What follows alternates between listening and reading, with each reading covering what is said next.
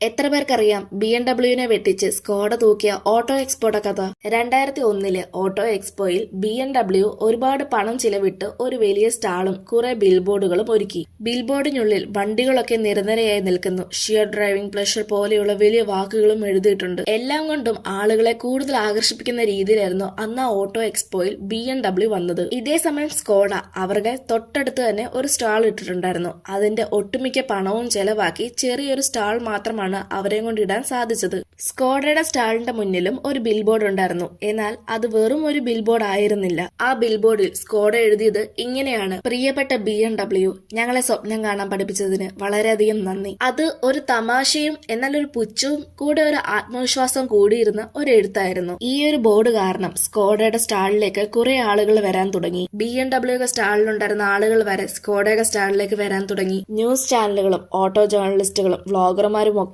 സ്കോഡയിലേക്കാണ് camera തിരിച്ചത്. പിന്നീട് സ്കോഡയുടെ ആ സ്റ്റാള് സോഷ്യൽ മീഡിയയിൽ വരെ വൈറലായി. പണം കുറച്ചു മാത്രം ചെലവഴിച്ചുകൊണ്ട് സ്കോഡയ്ക്ക് വലിയൊരു പബ്ലിസിറ്റിയാണ് അന്ന് കിട്ടിയത്. നിങ്ങൾക്ക് BMWയിലെയും സ്കോഡയിലെയും ഏറ്റവും ഇഷ്ടമുള്ള കാർ ഏതാണെന്ന് കമന്റ് ചെയ്യ്. ഇതുപോലെയുള്ള കൂടുതൽ വീഡിയോസ് കാണാനായി ചാനൽ സബ്സ്ക്രൈബ് ചെയ്യാനും ഇൻസ്റ്റാഗ്രാമിൽ ഫോളോ ചെയ്യാനും മറക്കല്ല്.